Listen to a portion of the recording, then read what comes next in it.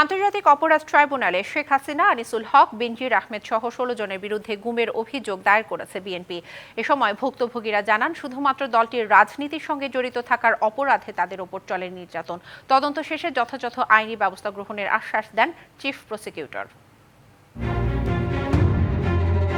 আওয়ামী লীগের ১৫ বছরের শাসনামলে নির্যাতনের ভয়াবহ এক রূপ ছিল গুম। বিরোধী মত দমনে আইনশৃঙ্খলা বাহিনীর সদস্যরা তুলে নিয়ে গুম করত। আয়নাঘরে রেখে নির্যাতনের তথ্য এখন সবার জানা। এরকম অসংখ্য ঘটনার শিকার মানুষের আর খোঁজ পাওয়া যায়নি। আর যারা ফিরেছিলেন তারাও এক ধরনের ট্রমার মধ্যে দিয়ে দিন কাটিয়েছেন। রবিবার দুপুরে এরকম কয়েকজন ভুক্তভোগীকে সঙ্গে নিয়ে আন্তর্জাতিক অপরাধ ট্রাইব্যুনালের চিফ প্রসিকিউটরের কাছে গুমের বিচারের দাবিতে অভিযোগ জমা দেন বিএনপির কেন্দ্রীয় কমিটির নির্বাহী সদস্য সালাউদ্দিন খান। এ সময় বিগত সরকারের শেষ ৫ বছরে সংঘটিত ১১টি গুমের ঘটনায় জড়িত থাকার দাবি করে সাবেক প্রধানমন্ত্রী শেখ হাসিনা, সাবেক আইনমন্ত্রী আনিসুল হক, সাবেক আইজিপি বেনজির আহমেদ সহ ১৬ জনের বিরুদ্ধে আনুষ্ঠানিক অভিযোগ জমা দেয় বিএনপি। প্রতিনিধি দলের প্রধান অভিযোগ করেন, বিগত সরকারের সময় বিএনপি করাই ছিল বড় অপরাধ। বিএনপিকে নিশ্চিহ্ন করার জন্য যারা বিএনপির দলে আর তারা কোনো প্রকার ফ্যাসিবাদ সরকারের বিরুদ্ধে আন্দোলন করতে না পারে, মিছিল করতে না পারে, সমাবেশ করতে না পারে, এই কারণেই তাদেরকে এই অপহরণ করেছিল। এ সময় নিজেদের উপর নির্মম নির্যাতনের বর্ণনা দেন ভুক্তভোগীরা। আমি ৫ বছর ৩ মাস ১৩ দিন নির্যাতনের মধ্যে থাকি। পায়ে দড়ি বেঁধে উপরের দিকে রাখে, নাকে গুঁড়ো মশলা, রাঁধুনির যে মশলা, ওই মশলা আমার নাকের ভিতরে দেই, গরম পানি দিয়ে ইলেকট্রিক শর্ট দেই, চেয়ারে বসে। লোকজন যাতে গুম খুম যাতে আর কোনো সময় ভবিষ্যতে যাতে বাংলাদেশের ভিতরে এরকম যাতে না হয়। আর তদন্ত শেষে যথাযথ আইনি ব্যবস্থা গ্রহণ করা হবে বলে আশ্বস্ত করেন chief prosecutor Tajul Islam. Mizan Ahmed, DBC news, Dhaka. রাজধানীর ফরেন সার্ভিস একাডেমিতে এ বিষয়ে ঐকমত্য কমিশনের বৈঠক শেষে ব্রিফিং চলছে। আমরা সরাসরি যুক্ত হচ্ছি সেখানে। সকল রাজনৈতিক দল ও জোটসমূহ প্রধান বিচারপতি নিয়োগ সংক্রান্ত সংবিধানের বিদ্যমান অনুচ্ছেদ ৯৫ দুটো বিষয়ে সংশোধনের ব্যাপারে নীতিগতভাবে একমত পোষণ করেছিল। সেগুলো হচ্ছে: ১, সংবিধানের ৯৫ অনুচ্ছেদের বিদ্যমান ব্যবস্থা পরিবর্তনের ব্যাপারে ঐকমত্য হয়েছিল। দ্বিতীয় সেটা হচ্ছে রাষ্ট্রপতি আপিল বিভাগের বিচারপতিদের মধ্য থেকে প্রধান বিচারপতি নিয়োগ করবেন। এই আলোচনার পরবর্তী ধাপে আজকে ১৩ জুলাই তারিখে অনুষ্ঠিত বৈঠকে অংশগ্রহণকারী সকল দল, রাজনৈতিক দল এবং জোটসমূহ আরও ৩টি বিষয়ে ঐকমত্য প্রকাশ করেছে এবং এর মধ্যে দিয়ে প্রধান বিচারপতি নিয়োগ সংক্রান্ত ৯৫ অনুচ্ছেদ বিষয়ক সার্বিক ঐকমত্য প্রতিষ্ঠিত হল। যে ৩টি বিষয়ে ঐকমত্য আজকে প্রতিষ্ঠিত হয়েছে তার একটি হচ্ছে আপিল বিভাগের জ্যেষ্ঠতম বিচারপতিকে রাষ্ট্রপতি প্রধান বিচারপতি হিসেবে নিয়োগ দান করিবেন। ৪ নম্বর, যেটা অবশ্য কোন রাজনৈতিক দল বা জোট তাদের নির্বাচনী ইশতেহারে উল্লেখপূর্বক যদি জনগণের ম্যান্ডেট লাভ করে তবে তাহারা সংবিধানে আপিল বিভাগের জ্যেষ্ঠতম ২ জন বিচারপতির মধ্য হইতে যে কোনো একজনকে রাষ্ট্রপতি প্রধান বিচারপতি নিয়োগ দান করিবেন, এমন বিধান সংযোজন করতে পারিবেন। সর্বশেষ ৫ম, তবে শর্ত থাকে যে অসদাচর বা অসামর্থ্যের অভিযোগের কারণে সংবিধানের ৯৬ অনুচ্ছেদের অধীন কোনো বিচারপতির বিরুদ্ধে তদন্ত প্রক্রিয়া চলমান থাকিলে তাহাকে প্রধান বিচারপতি হিসেবে নিয়োগের জন্য বিবেচনা করা যাইবে না। অর্থাৎ আমরা ৯৫ অনুচ্ছেদের ব্যাপারে কি ধরনের সংশোধন হবে সে বিষয়ে রাজনৈতিক ঐকমত্য প্রতিষ্ঠিত হয়েছে এবং এর মধ্য দিয়ে এখন যে বিদ্যমান ব্যবস্থা আছে তা ভবিষ্যতে পরিবর্তিত হবে বলে আমরা মনে করি। বাড়ি ভাড়া এবং সার্ভিস চার্জে খরচ কম হওয়ায় এবার সরকারিভাবে হজে যাওয়া ৪,৯০০ জন ফেরত পাচ্ছেন ৮,২৮,০০,০০০ টাকা। এ টাকা তাদের নিজ নিজ অ্যাকাউন্টে ফেরত পাঠিয়ে দেওয়া হবে বলে জানিয়েছেন ধর্ম উপদেষ্টা ডক্টর আ.ফ.ম. খালেদ হোসেন। রবিবার দুপুরে সচিবালয় ব্রিফিংয়ে তিনি এসব কথা বলেন। দাবি করেন, স্বাধীনতার পর সবচেয়ে ভালো হজ ব্যবস্থাপনা হয়েছে এবার। কোনো সিন্ডিকেট কাজ করতে দেয়া হয়নি। বাংলাদেশ বিমান হজ এজেন্সি এবং গণমাধ্যমের সর্বাত্মক সহযোগিতার কারণে সুন্দরভাবে হজ কার্যক্রম চালানো সম্ভব হয়েছে জানিয়ে ধর্ম উপদেষ্টা বলেন, আগামী বছর হজের খরচ আরও কমানোর চেষ্টা করা হবে। একজন হাজি কমপক্ষে 5,315 টাকা ফেরত পাবেন। সর্বোচ্চ ফেরত পাবেন 53,442 টাকা এবং সরকারি হাজির সংখ্যা হতে 5,000। এর মধ্যে 4,978 জন হাজিকে আমরা সর্বমোট 8,28,90,183 টাকা ফেরত দেব। জুলাই গণঅভ্যুত্থানের সময় রাজধানীর ভাটারা থানার হত্যাচেষ্টা মামলায় আত্মসমর্পণের পর জামিন পেয়েছেন চিত্রনায়িকা অপু বিশ্বাস। রবিবার ঢাকার চিফ মেট্রোপলিটন ম্যাজিস্ট্রেট শুনানি শেষে 10,000 টাকার বন্ডে তার এই জামিন মঞ্জুর করেন। এই মামলায় অপু বিশ্বাস গত 2রা জুন হাইকোর্ট থেকে 6 সপ্তাহের আগাম জামিন পান। জামিনের মেয়াদ শেষ হওয়ার আগে বিচারিক আদালতে আত্মসমর্পণের নির্দেশনা দেয় উচ্চ আদালত। সেই নির্দেশনা মেনে রবিবার অপু বিশ্বাস আত্মসমর্পণ করে জামিন চাইলে শুনানি শেষে তা মঞ্জুর করে আদালত। 2024 সালের 19 জুলাই বৈষম্য বিরোধী আন্দোলনে এনামুল হক নামে এক ব্যক্তিকে হত্যা চেষ্টার অভিযোগে ভাটারা থানায় মামলা হয়। আসামি করা হয় অপু বিশ্বাস, নুসরাত ফারিয়া, জায়েদ খান সহ 17 অভিনেতা অভিনেত্রীকে।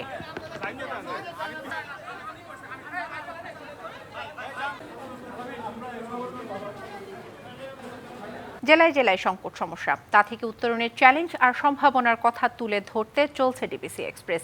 বিশেষ এই আয়োজনে মতামত থাকছে তৃণমূল থেকে শুরু করে নীতি নির্ধারকদের। ডিবিসি এক্সপ্রেস আজ সারাদিন আছে শেরপুর জেলায়। আমরা বর্তমানে রয়েছি শেরপুরের নালিতাবাড়ি অঞ্চলে এবং আজ সারাদিন কিন্তু আমরা শেরপুর জেলার বিভিন্ন অংশ ঘুরে দেখেছি এবং সেখানকার বিভিন্ন সম্ভাবনা, সংকট এবং সমস্যা তুলে ধরার চেষ্টা করেছি। এবং নালিতাবাড়ি থেকে আমার ঠিক পেছনেই হয়তো বা আপনারা মেঘালয় দেখতে পাচ্ছেন। ভারতের সীমান্তবর্তী এই অঞ্চলে কিন্তু রয়েছে বাংলাদেশের 3য় বৃহত্তর স্থলবন্দর, কিন্তু সেই স্থলবন্দর দিয়ে কিন্তু তেমন কাজ হচ্ছে না দেখে অনেকটাই রাজস্ব হারাচ্ছে সরকার। তবে শুধুমাত্র এই স্থলবন্দর নয়, শেরপুর জেলাতে রয়েছেন বিভিন্ন জাতিগোষ্ঠীর মানুষও এবং সে সকল দুর্ভোগ এবং তাদের দুর্ভোগ সকল কিছুই তুলে ধরতে চাই। প্রথমে আসলে জানতে চাই দাদা, যারা ক্ষুদ্র নৃগোষ্ঠীর রয়েছেন তাদের আমরা অধিকাংশ সময় কিন্তু দেখি যে পিছিয়ে পড়ছেন। পিছিয়ে পড়ার কারণটা কি? হ্যাঁ, সবচেয়ে বড় যে সমস্যাটা পিছিয়ে পড়ার সেটা হলো যে লেখাপড়া থেকে ঝরে যাচ্ছে অনেক শিক্ষার্থী, যাদের বিকল্প কর্মসংস্থানের অতীব জরুরি প্রয়োজন। এবং লেখাপড়া ধরে রাখবার জন্য আদিবাসী অঞ্চলে আপনার হলো যোগাযোগ ব্যবস্থা একেবারেই খারাপ, কাঁচা রাস্তা, তাদের স্বাস্থ্য সমস্যা তো রয়েই গেছে। পাশাপাশি ভাষা এবং সংস্কৃতিকে ধরে রাখবার জন্য এই শেরপুর জেলাতে কিন্তু কালচারাল একাডেমি নাই, এটা খুবই প্রয়োজন। আমরা মনে করি এই সমস্যাগুলি যদি সমাধান করা সম্ভব হয় তাহলে আদিবাসী জনগোষ্ঠী তারা নিজেই অবশ্যই সামনের দিকে এগিয়ে যেতে পারবে, এটা আমাদের বিশ্বাস। অবশ্যই, তবে সেক্ষেত্রে শুধু শিক্ষা নয়, কর্মসংস্থানের ক্ষেত্রেও কিন্তু আমরা দেখেছি যে শেরপুরের নতুন নতুন কর্মসংস্থান বা উদ্যোক্তা তৈরিরও কিন্তু আমরা তেমন দেখতে পাইনি বা শুনতে পাইনি। তবে এখানে আছেন আমাদের সাথে যারা, আমরা আসলে একটু জানতে চাই কর্মসংস্থান সৃষ্টিতে শেরপুরে তেমন কোনো উদ্যোগ দেখছেন? নাকুগাঁও স্থলবন্দর চালু হওয়ার পরও এখনো শিক্ষিত যুবকদের কোনো কর্মস্থানের ব্যবস্থা হয়নি। এখানে আসে শুধু পাথর আসলে এখানে বেকার অনেকেই আছে, যাদের শিক্ষিত যুবকরা যে কাজকর্ম করবে এরকম কোনো কাজ এখনো আসে নাই নাকুগাঁও স্থলবন্দরে। শুধু পাথরের কয়েকটা গাড়ি আসে, তাও আগের মতন আর আসে না। এখন কর্মস্থান হারা 50% লোক যারা কর্ম আগে করতো এখানে। কিন্তু শিক্ষিত যুবকদের স্বপ্ন ছিল যে নাকুগাঁও স্থলবন্দর চালু হলে এইখানেই কর্মসংস্থানের ব্যবস্থা হবে এবং এখানেই কর্মসংস্থান করে নিজের এলাকায় থেকে। জি, তবে কর্মসংস্থানের পাশাপাশি আরেকটি বড় অঞ্চল কিন্তু রয়েছেন এখানকার শেরপুর অঞ্চলের যে অভয়ারণ্য রয়েছে, হাতিদের জন্য অভয়ারণ্য হিসেবেও কিন্তু সেটিকে ঘোষণা করা হলেও তেমন আমরা কোনো উদ্যোগ দেখছি না। দাদা, ছোট্ট করে আসলে জানতে চাই, হাতি এবং মানুষের যে দূরত্ব, সেই দূরত্ব আসলে লাঘব কিভাবে করা সম্ভব? এটার জন্য সবচাইতে যেটা প্রথমত যেটা দরকার সে হচ্ছে যে বনের ভিতর হাতিদের জন্য খাবারের ব্যবস্থা করা, পাশাপাশি স্থানীয়দেরকে সহাবস্থানমুখী এবং আসলে এই যেটাকে আমরা যুদ্ধ বলি, হাতির সাথে আসলে যুদ্ধ করে নয়, সহাবস্থানমুখী প্রতিরোধ ব্যবস্থা গড়ে তোলার জন্য জনগণকে ওইভাবে সচেতন করে গড়ে তুলতে হবে। 2 যুগ ধরে যে চলমান যে দ্বন্দ্ব, সেই দ্বন্দ্বে তো অনেক মানুষ মারা গেল, অনেক হাতিও মারা গেল, আরও হইতে হবে।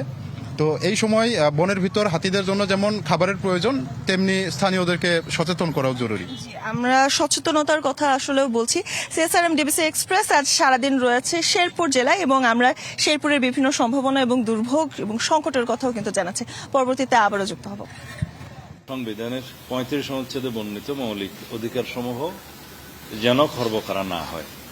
এখানে আমি ক্লিয়ারলি বলেছিলাম যে বর্তমান সংবিধানেও আর্টিকেল 36 to 42 মানে অ্যাকসেপ্টিং 41 এগুলো ক্ষেত্রে জরুরি আইন প্রযোজ্য হয় না, জরুরি অবস্থা প্রযোজ্য হয় না।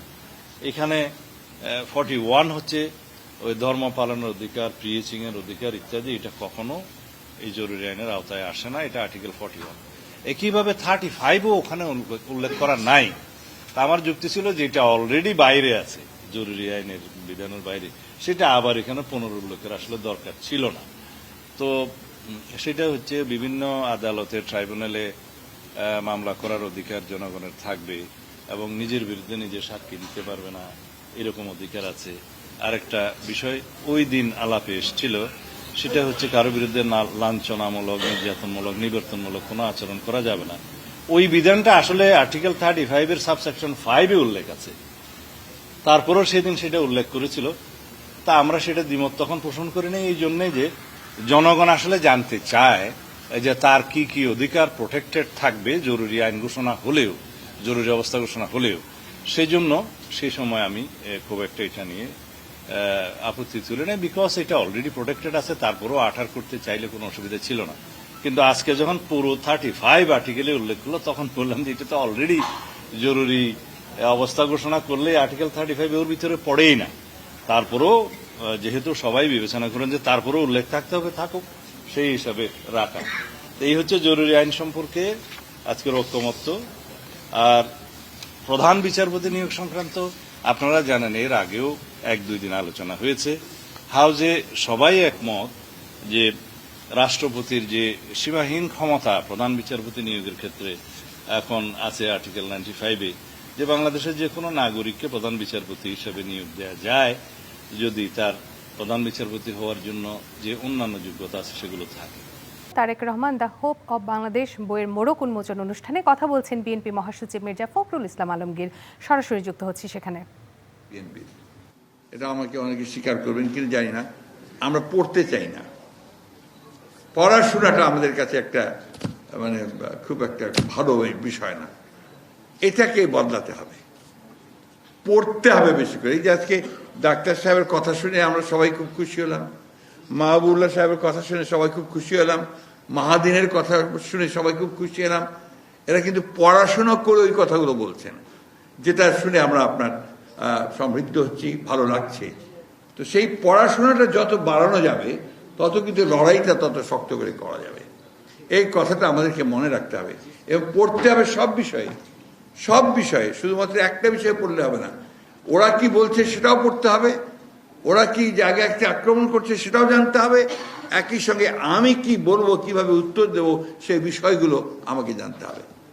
কয়েকদিন আগে, সম্ভবত 2-3 দিন আগে, একটা টক শোতে ডাক্তার সাহেব ছিলেন, আমাদের বাবুল সাহেব ছিলেন, কোথায় যেন 6-7 জন, RTV-তে সম্ভবত কামরুজ্জামান রতন সাহেব ছিলেন, কামরুজ্জামান ওনার নাম রতন ভাই ছিলেন।